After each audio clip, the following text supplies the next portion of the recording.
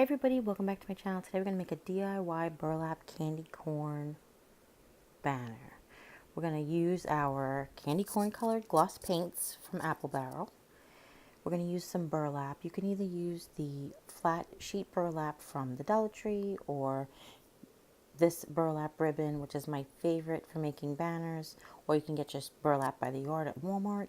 We're going to use some jute cord to string it on. And again, you can use jute cord or cotton string, anything you want or have. And then we're going to use wax paper. That's the key, is wax paper. First thing we're going to do is lay it out on wax paper, because we're going to paint this burlap banner. And when you paint this burlap banner, it's a little bit of open weave and the paint will get everywhere, which does make it difficult in a way because you don't always know where you're painting. No. Hang on, I'll show you what I mean in a second. All right. So we're going to use a combination of foam brushes, and then we're going to go back and touch it up with regular paint brushes in a little bit.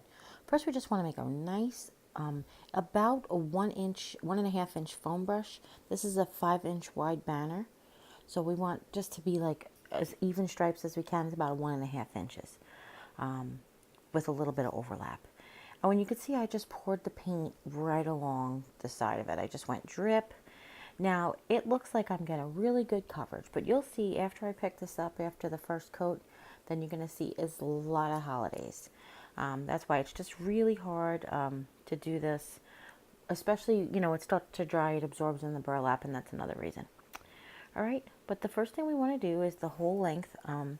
The length, just I had this piece of burlap already cut from a previous project, and it's about, I did measure it, it's about 24 inches. But it depends on the size of candy corns that you want. The candy corns that I made are 4 inches wide, and I have a set of 4 that are white on the top, and a set, I'm sorry, that's wrong. 5 that are white on the top and 4 that are yellow on the top. Because once you cut them, you'll be left over with both. So you technically get 2 banners out of this. Or you can mix and match your candy corns. But traditionally, candy corns have white is the big section and yellow is the pointy part. No, that's backwards. Yeah, that's backwards. Sorry. Oh, yellow is the big part and white is the top. Is that right? You know what's really funny? All of a sudden, I just can't remember what a candy corn looks like. Yeah, that's pretty much. But as you can see, then I've gone and I've done the yellow, the white, then the yellow, and now I'm going in the middle with the orange. And it shows up on the camera much better than it did in real life, how it looks like there's sort of a stripe in the middle there, but we're going to clear that up a little bit. And I moved it over a little bit. That would also helped for me to see what kind of holidays I had. All right. All right, and then see, it looks so much better.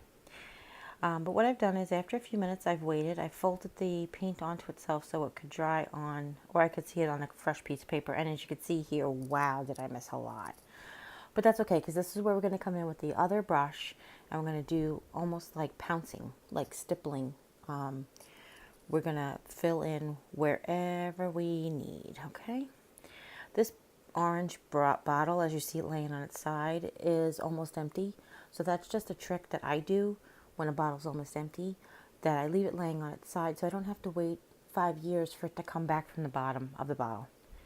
All right, just be careful that it is actually almost empty. But I'm just going back and I'm touching in wherever there is burlap left over. Now, I have to tell you, at first I was just going to leave it because I thought it looked really cute. It looked like it was more rustic, homemade feeling. But I wanted to go ahead and give it complete coverage for you guys and show you a technique. If you really liked it complete coverage, then you can see how to fix it. And if you don't, obviously just stop here and let it dry. But I'm going back and I'm going to touch up all the orange, and then I'm going to go and touch up all the yellow and white. And I found it, to let you guys know, you don't need to stiffen this fabric, because this gloss paint will do that for you. As the paint dries, it creates almost like a stiffener, which is great. And this burlap from the Dollar Tree is finished on the top and bottom edges. It's not wired, it's just sewn. So it's not like the raw burlap like from Dollar Tree. And I said Dollar Tree, I meant Walmart. Yeah, did I say Walmart? I don't know. You guys are so patient with me.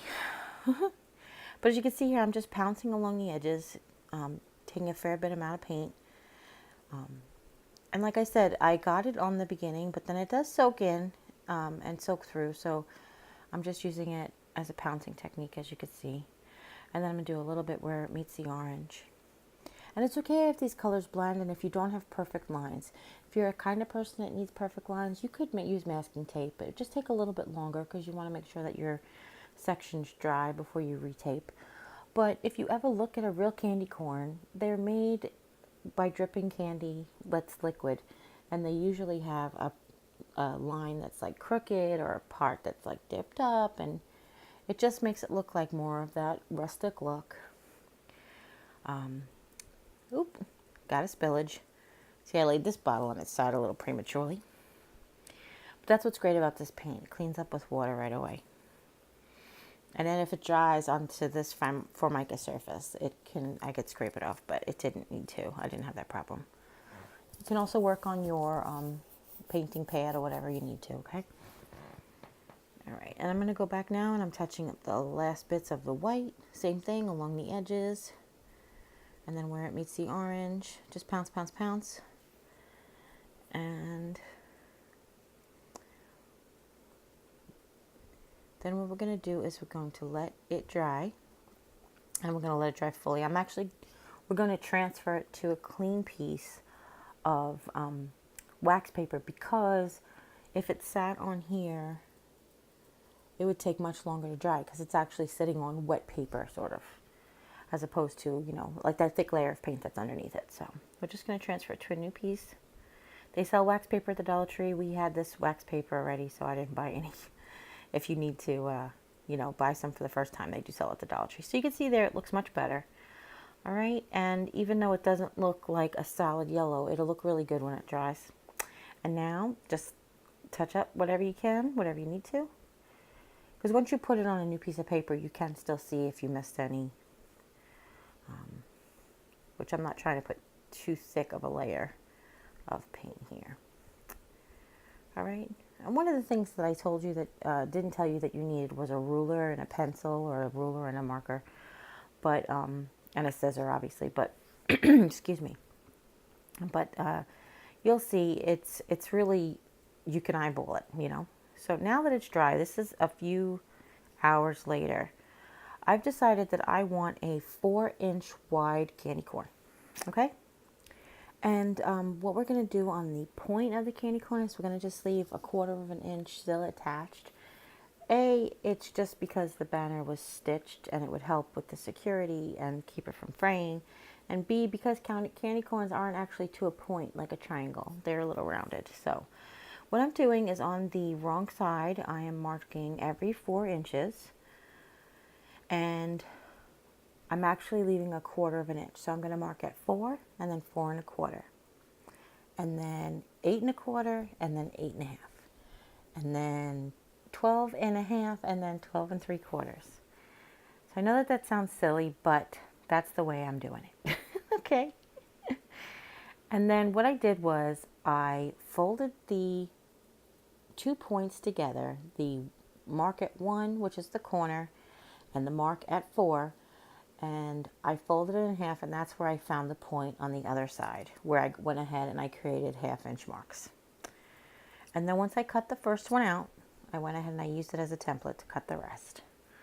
Okay, so I know that sounds maybe a little bit more difficult to get, but what you're doing is you're cutting, measuring 4 inches, leaving a 1/4 of an inch, make 4 inches, leaving a 1/4 of an inch, 4 inches, and leaving a 1/4 of an inch. And then once you have that, you're going to take your 4-inch top space and you're going to fold it in half onto itself and find the middle across the bottom, and then mark that at a 1/2 inch. Okay, and again, if it's not perfect, candy cones aren't perfect. Handmade's not supposed to be perfect. I say perfectly imperfect. Okay, so I'll show you that I have 5 of the white tops with yellow bottoms, and 4 yellow tops with white bottoms. And now I'm just going to tie this banner a different technique than I've ever showed you guys before. So what I've done is I've taken 8-inch pieces of jute, and as you can see, I just measured them against a piece of computer paper.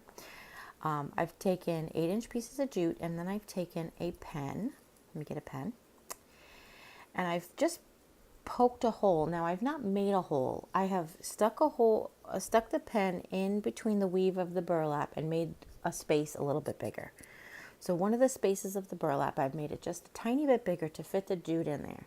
You don't want to make it too big, because what we're going to do is we're going to take these 8-inch pieces of burlap and we're going to put them through and tie a knot on the other side, and that's what's going to keep them together, and that's what's going to keep the hole, if you make the hole too big, you don't want the knot to come through. And I'm just double knotting it, trying to get it close to the end as possible so I don't have too much of a tail. And then coming through the back, and I like the knots to be in the front, so that's another important tip. Okay? So I'm just going to repeat this for all of them, and just so you can see that I do make mistakes, and I put one in the wrong side, and I untied it and redid it, but I'm poking through the back. I'm going about 2 rows down and about 2 rows in from the side that's cut. And that's where I'm finding to put it. And like I said, this is nice and stiff, as you can see. I just think it came out really cute. This is a Pinterest inspired craft. I saw somebody had made 3 of the little ones and put it on like a board on their porch, which I thought was really cute. So I was like, oh, I got to make one for the bathroom. And I grabbed some buttons from the Dollar Tree. I thought maybe it'd be cute to make it a little bit more country with buttons on underneath the knots, but just to show you an option, that's not what I did. Okay, so again, just repeat, poke a hole, knot, repeat, poke a hole, knot, repeat, until I have all 5 of them tied on. And one of them, as you could tell, was from like the end, and it wasn't really painted perfectly to the end, but again, that just adds to, I think, the homemade feel of it, okay? Not something that's terribly noticeable. And on the end 2 pieces, I've just done my famous loop, where you just fold the piece in half, tie it around into like a hitch, like that, and that's it. And that's what you're going to hang it by. And here it is. I have it hanging in my bathroom over my mirrors. I absolutely love it. I think it came out so super cute. It was totally inexpensive. I had all the materials. For me, it was free. But if you had to buy this, it would only be like $3 or $4 in materials. And you can make a bunch. So for that $3 or $4 in materials. So I hope you really liked this tutorial. If you do, give it a thumbs up. And if you have any questions, leave them in the comments down below. Don't forget to share with friends and family. Anybody you know who'd be interested in making one of these.